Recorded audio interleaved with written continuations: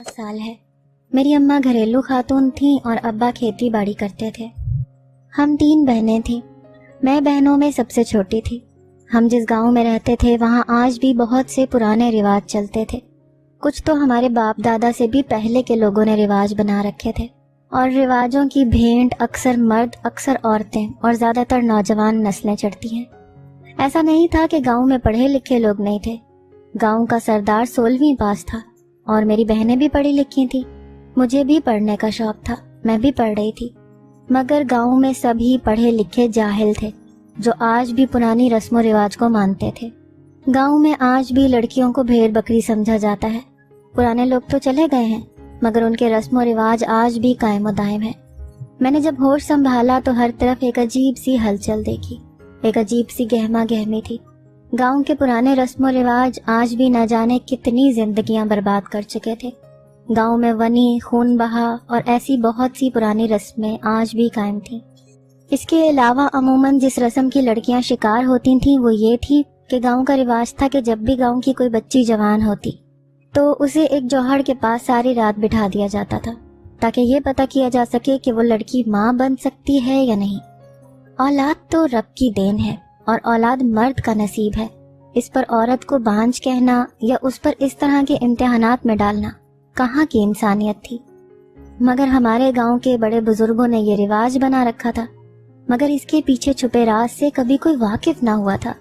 इस रिवाज के पीछे न जाने कितने लोगों ने अपनी बेटियां और कितने भाइयों ने अपनी बहनों को गंवा दिया था। मैंने भी इस रिवाज के पीछे बहुत बड़ा नुकसान उठाया था। मेरी जिंदगी ही बदल गई थी। अम्मा अब्बा की नापसंदीदा शादी थी जिसका खुमियाजा ताउम्र हम बहनों को भुगतना पड़ा। घर में अम्मा अब्बा की तवज्जो बिल्कुल भी ना थी। मेरी बड़ी बहन ने ही मुझे छोटी उम्र से ही पाला था। मेरे लिए वही मेरी माँ थी और वही मेरा बाप था। मगर गांव के इस रिवाज ने मुझसे मेरा सब कुछ छीन लिया। मैं जब 8 साल की थी तब एक रोज अम्मा मेरी बड़ी बहन को अपने साथ ले गईं और मैं जब शाम के वक्त घर लौटी तो अम्मा अकेली थी। जाते वक्त मेरी बहन बहुत घबराई हुई थी मगर मेरी अम्मा के चेहरे पर कोई डर खौफ नहीं था। जब अम्मा अकेली घर लौटी तो मैं पूछे बगैर ना रह सकी कि मेरी बहन कहाँ है। अम्मा कहने लगी कि जब तू बड़ी होगी ना तब तुझे भी बताऊंगी। मगर मुझे उस वक्त बस अपनी बहन का इंतजार था। मगर मुझे अपनी बहन का इंतजार आज तक रहा और वो कभी भी वापस ना आई। मैंने अपनी जिंदगी का सबसे बड़ा खजाना खो दिया था। मैं दिन रात रोती रहती मगर मेरी बहन उस रोज के बाद कभी वापस नहीं आई थी। मैं हमेशा अम्मा से पूछती कि मेरी बहन कहाँ गई है तो वो कह देती कि तुम्हारी बहन किसी के काबिल नहीं थी इसीलिए वो मर गई है। मुझे अम्मा की बात बहुत बुरी लगती थी। अम्मा ऐसे कैसे कह सकती हैं, लेकिन कभी अम्मा की बात की समझ ना आई। कुछ अरसा गुजरा, मेरी दूसरी बहन को भी अम्मा अपने साथ ले जाने लगी। मगर इस बार मैंने सोच लिया था कि मैं अपनी बहन को कहीं नहीं जाने दूंगी। मैंने अम्मा को बहुत रोका और अपनी बहन का हाथ पकड़ लिया मगर अम्मा ने मुझसे मेरी बहन का हाथ छुड़वाया और उसे साथ ले गई। मुझे बहुत हैरत होती कि आखिर अम्मा बहन को कहाँ ले जाती हैं। राज पता करने के लिए मैं भी अम्मा के पीछे चल पड़ी। बहुत रात हो चुकी थी। अम्मा मेरी बहन को लिए चलती ही जा रही थी। मेरी बहन बहुत डरी हुई थी और बार बार अम्मा से कह रही थी कि अगर मैं वापस ना आई तो, जिस पर अम्मा गुस्सा होती और कहती बस मेरी नाक ना कटवाना। मुझे अम्मा पर बहुत गुस्सा आ रहा था मगर मैं खामोशी से अम्मा के पीछे पीछे चलती जा रही थी। अचानक अम्मा एक नदी के किनारे रुक गई। मुझे रात के अंधेरे से बहुत खौफ आ रहा था मगर मैंने हिम्मत नहीं हारी और अम्मा को छुपकर देखने लगी जो इधर उधर देख रही थी, और फिर बहन के चेहरे पर बड़ी सी चादर डालकर उन्हें वहां बिठाकर वापस आ गई। मेरी बहन पीछे से आवाजें देती रह गई मगर मेरी अम्मा को उन पर तरस नहीं आया। मैं अम्मा को ही देख रही थी। जब अम्मा की नजर मुझ पर पड़ी तो वो मुझे गुस्सा होने लगी कि मैं वहां क्या कर रही हूँ। मगर इस बार मैंने भी सोच लिया था कि मैं अम्मा को ये सब करने नहीं दूंगी। तभी अम्मा से कहा कि मैं अपनी बहन को यहाँ तन्हा नहीं छोड़ के जाऊंगी, मैं अपनी बहन को साथ लेके जाऊंगी। मगर अम्मा ने कहा कि सुबह तक आ जाएगी वो वापस। मैं अम्मा के साथ घर वापस आ गई मगर पूरी रात सो ना सकी। मुझे बहुत खौफ महसूस हो रहा था। ये सोच मेरी जान लेने के लिए काफी थी कि अगर मेरी बहन भी सुबह वापस ना आई तो। मैंने सारी रात जाग कर काटी। मुझे किसी तरफ सुकून नहीं मिल रहा था। मुझे तो बस सुबह का इंतजार था।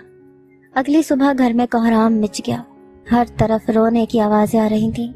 میں جلدی سے کمرے سے نکلی تو سامنے کا منظر دیکھ کر حیران رہ گئی، جب سب عورتیں اماں کے پاس بیٹھی رو رہی تھیں اور ان میں اماں سر تھامے بیٹھی تھیں۔ میں جلدی سے اماں کے پاس گئی اور اماں سے پوچھا کہ آخر اماں کو ہوا کیا ہے؟ آپ اتنی افسردہ کیوں بیٹھی ہیں؟ اور صبح تو آپ ہی نے آنا تھا نا واپس، ابھی تک آئی کیوں نہیں؟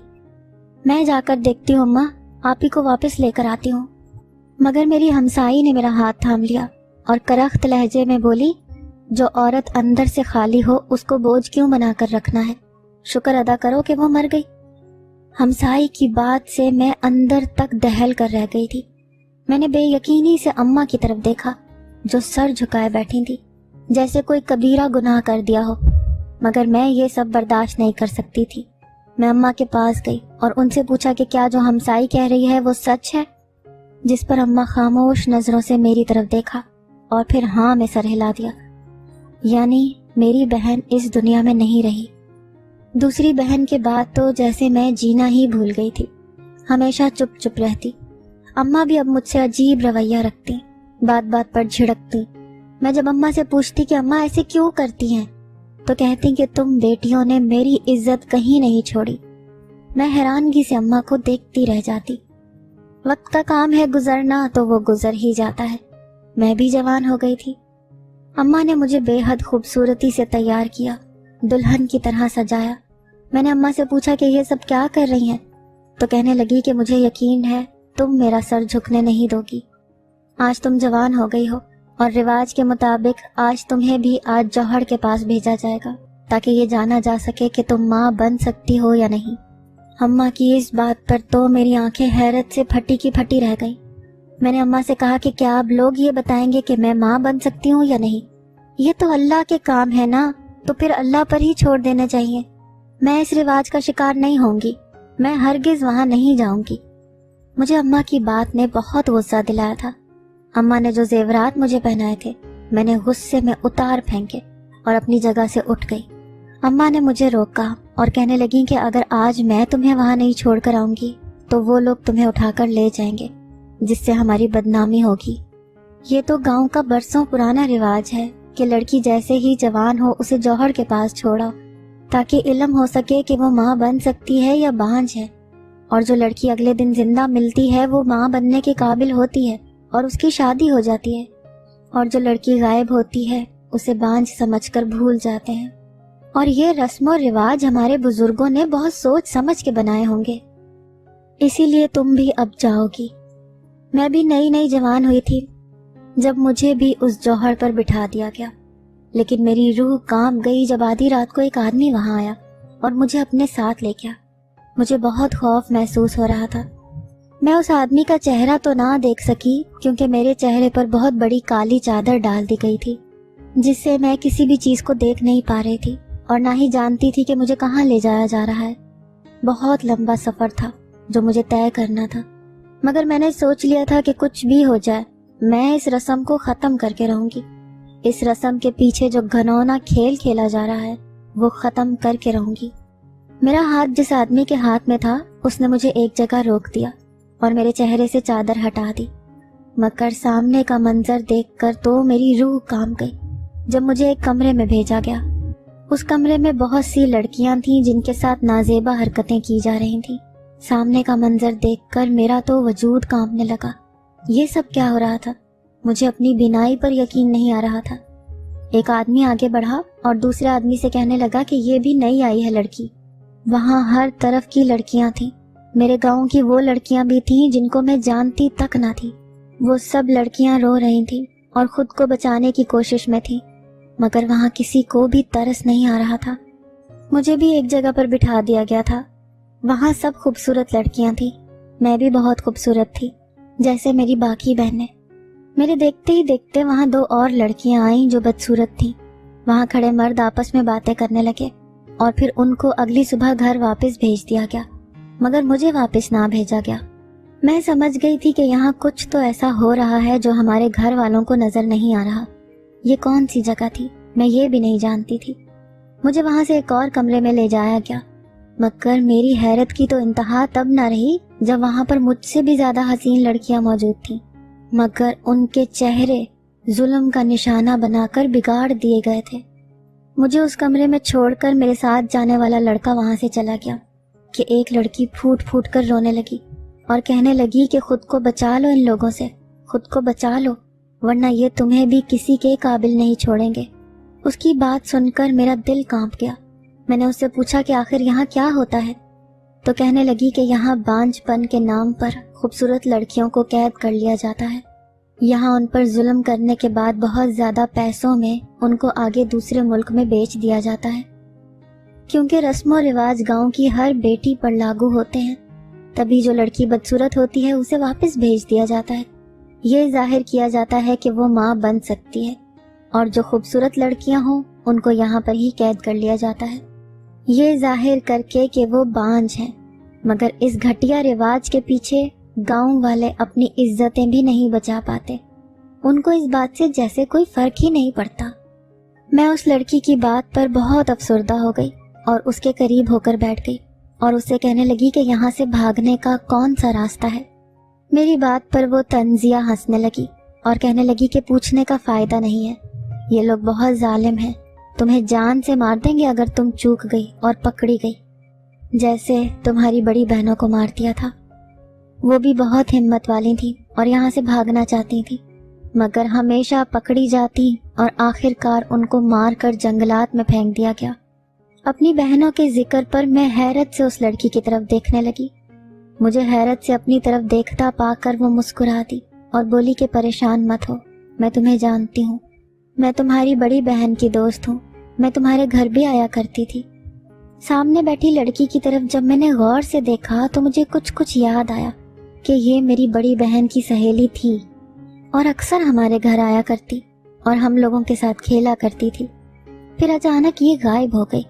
गांव की सब औरतें कहती थी कि वो किसी लड़के के इश्क में पागल थी, इसीलिए भाग गई है।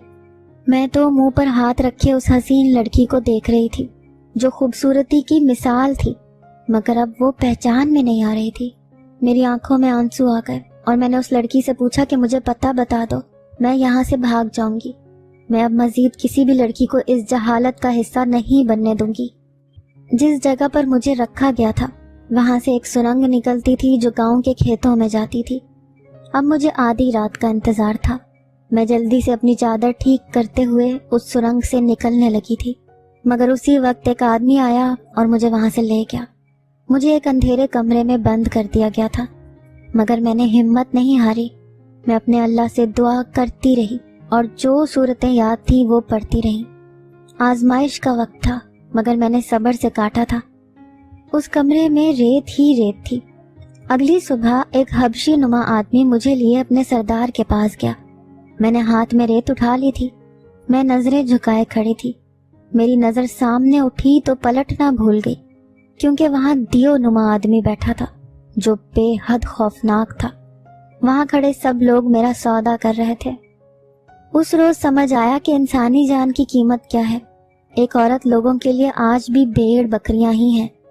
मैंने आओ देखा ना ताओ और हाथ में पकड़ी रेत अपने साथ खड़े दियो नुमा आदमी की आंखों पर फेंक कर वहां से भाग निकली। मैं अंधाधुंध भाग रही थी। न जाने मुझ में इतनी हिम्मत कहाँ से आ गई थी।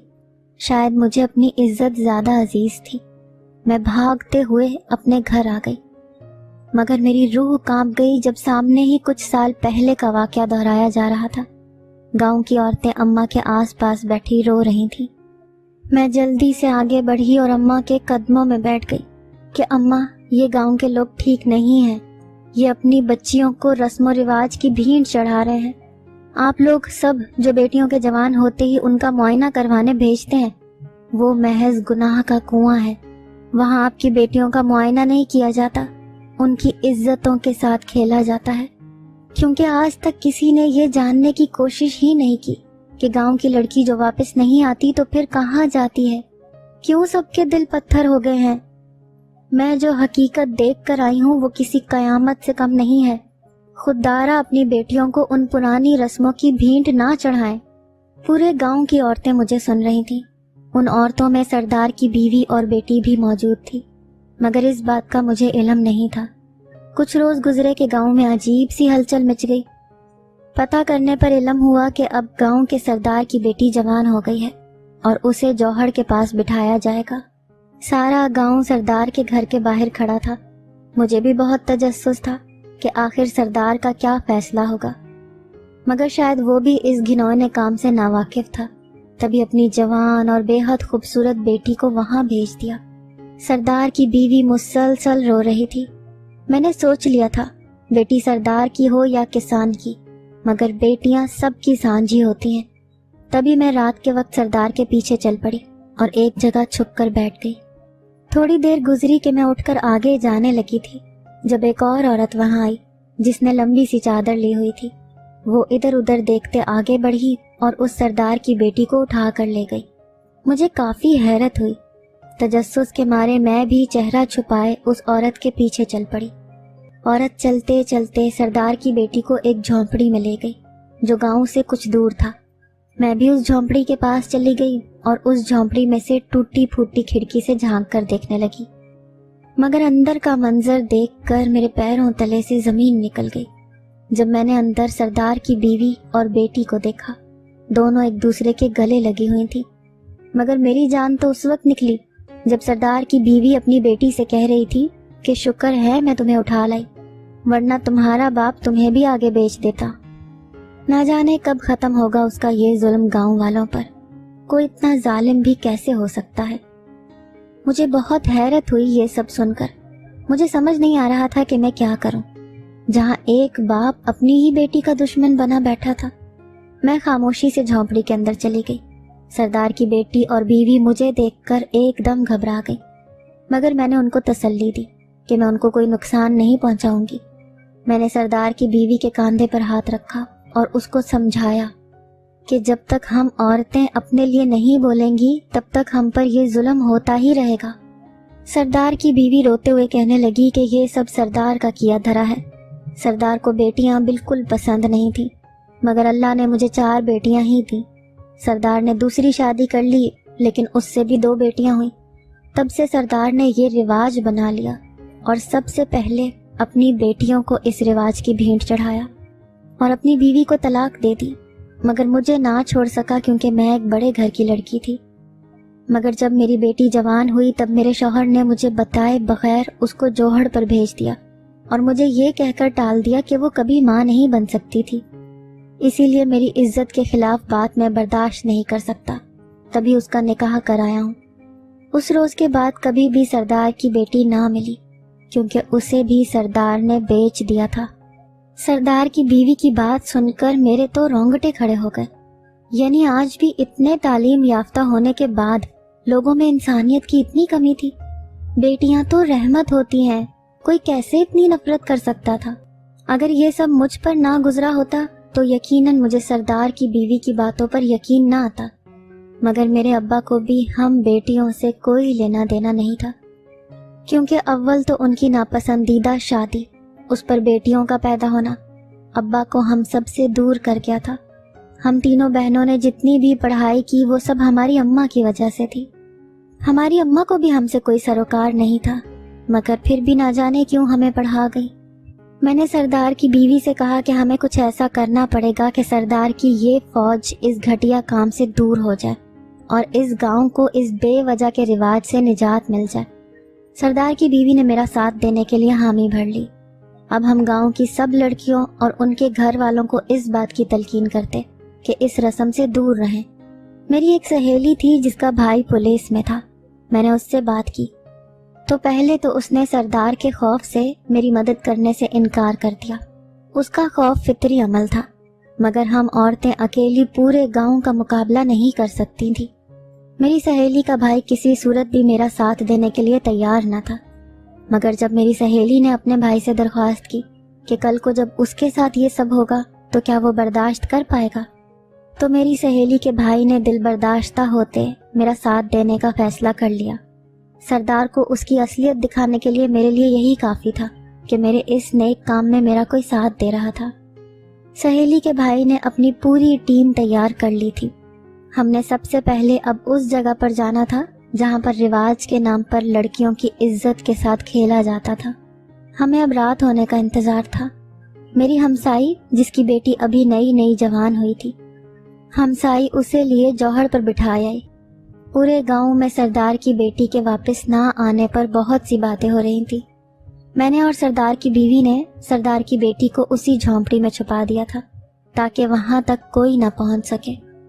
میری سہیلی کا بھائی بہت شاطر دماغ کا تھا۔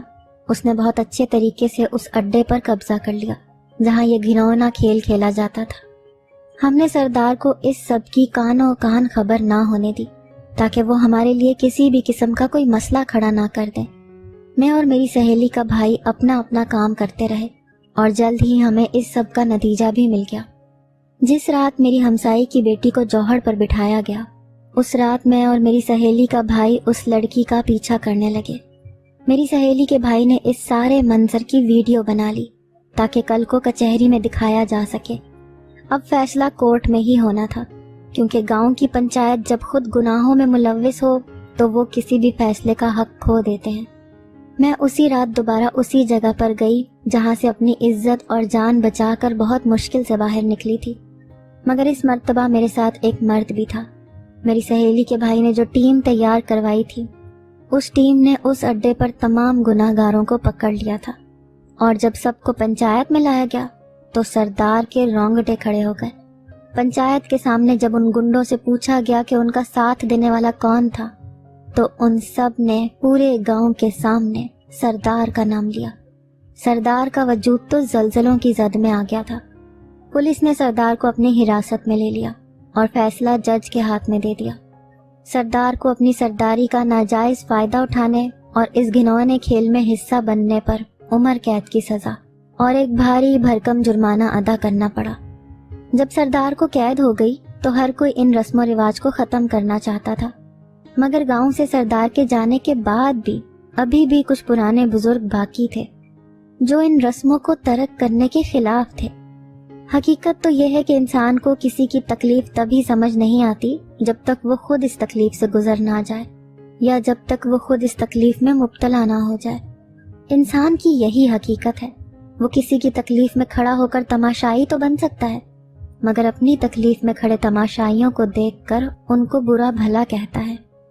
اپنی تکلیف پر یہ کہنا آسان ہے کہ سامنے کھڑے تماشائی ہیں، بے حس ہیں، مگر جب خود ان تماشائیوں میں کھڑے ہو جائیں تو پھر سامنے والے کی تکلیف محض مذاق لگتی ہے۔ میں نے اپنی ہمت نہ ہاری تھی۔ میں اس گاؤں سے ان غیر مناسب رسم و رواج کو ہمیشہ کے لیے ختم کرنا چاہتی تھی۔ اس سب کے لیے سب سے پہلے میں نے اپنے اللہ سے مدد مانگی، کیونکہ وہی مدد کرنے والا رحمان ہے۔ میں اس نیکی کے سفر میں بغیر اللہ کی مدد کے کچھ بھی نہیں کر سکتی تھی۔ میں نے لوگوں کو اپنی خدمات پیش کی، جن میں لوگوں کو اپنی بیٹیاں پڑھانے پر آمادہ کیا، اور اس کے بعد بے وجہ رسم و رواج کو ختم کرنے کی تلقین کی۔ سب کو ان کی ذات کی اہمیت بتائی کہ انسان خود کے لیے بہت اہم ہے، اپنی عزت نفس کو کسی بھی صورت میں مجروح نہ کیا جائے، اور نہ ہی کسی بھی حاکم کے عائد کردہ رواج پر اپنی نسلوں کو قربان کیا جائے۔ آپ کی اولاد بس آپ کی ہی ہوتی ہے، ان کو کسی بھی غیر کے حکم کا غلام نہ بنایا جائے۔ جب اللہ نے ہر انسان کو آزاد پیدا کیا ہے تو پھر کیوں ہم لوگوں کے غیر مناسب حکم پر سر خم کر دیتے ہیں؟ میری یہ رواجوں کو ختم کرنے کی مہم بہت کامیاب ٹھہری۔ آدھے سے زیادہ گاؤں میری طرف ہو گیا تھا، مگر جہاں اچھائی ہو وہاں برائی بھی ہوتی ہے۔ گاؤں کے کچھ لوگ میرے بہت خلاف تھے، کیونکہ میں نے ان کے سردار کو جیل پہنچایا تھا اور اس کی حقیقت سب کے سامنے آیا کرتی تھی۔ ہمارے گاؤں میں جو نیا سردار منتخب کیا گیا وہ نہایت شریف انسان تھا، اسلام کے مطابق زندگی بسر کرنا جانتا تھا۔ میرے لیے اس کی حکومت کے بعد زیادہ آسانی ہو گئی تھی۔ میں نے جب اس سے پرانی سرداری ختم ہونے پر بات کی تو اس نے میری بات بہت توجہ سے سنی اور مجھے سراہا بھی کہ میں نے بہت نیک کام کیا ہے۔ انہوں نے مجھے اس بات کا یقین دلایا کہ وہ میرے ہر نیک کام میں میرے ساتھ ساتھ ہوں گے۔ انسان نیک راستے پر چلنے لگے تو اللہ بھی ہر طرف سے مدد کر دیتا ہے۔ نیکی کے راستے بے شک مشکل ہوتے ہیں، مگر ان کی منزلیں بہت پرسکون اور آرام دہ ہوتی ہیں، جبکہ گناہوں کے راستے یقیناً بہت آسان ہوتے ہوں گے، مگر ان کی منزلیں بے حد خوفناک ہوتی ہیں۔ سردار نے جو راستہ چنا وہ گناہوں کا آسان راستہ تھا، مگر اس کی منزل بے حد تکلیف دیتی ہے، جبکہ میں نے نیکی کا راستہ چنا، جو بہت تکلیف دہ تھا، جس میں مجھے ہر جگہ سے صرف کانٹے ہی ملے، مگر میں اپنا دامن بچاتی بچاتی ایک پرسکون اور خوشیوں سے بھری منزل تک پہنچ گئی۔ میں کبھی کبھار سوچتی تھی کہ کاش اتنی سمجھ بوجھ اگر مجھے پہلے ہوتی تو یقیناً آج میری بہنیں بھی میرے ساتھ ہوتی، جنہوں نے مجھے ماں بن کے بھی پالا اور باپ بن کے بھی۔ میں نے اپنا جو نقصان بھوگتا وہ ناقابل معافی تھا۔ میں نے سردار کو کبھی نہ معاف کرنے کا فیصلہ کر لیا تھا۔ اس کی نفرت نے مجھ سے میرا سب کچھ چھین لیا، مگر اس کی نفرت کی وجہ سے ہی پورا گاؤں میرا بن گیا۔ مجھے میرے نام سے جانا جاتا تھا۔ اللہ نے مجھے بے انتہا عزت بخشی تھی۔ میں گاؤں کے چھوٹے سے گھر میں کسان کی بیٹی تھی، مگر اللہ نے مجھے ایک اونچے مقام پر کھڑا کرنا تھا۔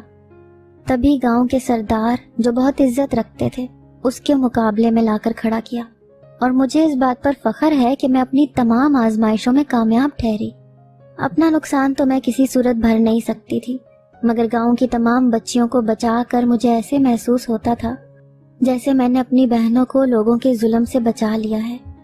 میری بہادری اور میری نیکی کو دیکھتے ہوئے میری سہیلی کے بھائی نے میرے گھر رشتہ بھیجا۔ میری اماں کو اور میرے ابا کو بھی یہ رشتہ منظور تھا۔ لڑکا بھی اچھا بھلا تھا، مجھے بھی اس سے کوئی مسئلہ نہ تھا۔ خوش اسلوبی سے رشتہ طے پایا اور نکاح کی تیاریاں شروع کر دی گئی، مگر اس مرتبہ تمام رسم و رواج کے خلاف جا کر میں نے سادگی سے نکاح پڑھوایا۔ جہیز جیسا بوجھ ختم کیا تاکہ لوگ اس سب سے بھی سبق حاصل کر سکیں کہ بیٹیاں رحمت ہوتی ہیں، مگر آج کل کے فضول رسم و رواج نے بیٹیوں کو بوجھ بنا دیا ہے۔ نکاح کے بعد ولیمہ کیا گیا جس میں امیر بھی اور غریب بھی بلائے گئے تاکہ لوگوں میں امیری اور غریبی جیسے طعنے ختم ہو جائیں۔ آج میں اپنے شوہر کے ساتھ ایک اچھی زندگی گزار رہی ہوں۔ جیسی میں نے اپنی زندگی گزاری اور جو اپنی زندگی سے سیکھا، میں نے وہ سب کچھ اپنی اولاد کو بھی سکھایا۔ اللہ نے مجھے 4 بیٹیاں دی ہیں اور 2 بیٹے بھی دیے ہیں، مگر میں نے ہمیشہ اپنے اللہ کا شکر ادا کیا ہے کہ اس نے مجھے اپنی رحمت سے نوازا ہے۔ میں نے اپنی بیٹیوں کو 4 دیواری میں قید نہیں کیا اور نہ ہی غیروں کے رسم و رواج کا محتاج رکھا، بلکہ ان کی اہمیت ان کو بتائی اور ان کو اس معاشرے میں جینے کا طریقہ سکھایا۔ آج مجھے ایک بات سمجھ آ گئی کہ میری زندگی کا مقصد کیا تھا۔ اللہ انسان کو تو بہت پیدا کرتا ہے، مگر خاص کسی کو بناتا ہے جس میں اسے کسی قسم کی قابلیت نظر آتی ہو، اور ہر انسان ہی قابل ہوتا ہے، مگر یہ انسان پر منحصر ہے کہ وہ کون سا راستہ چنتا ہے۔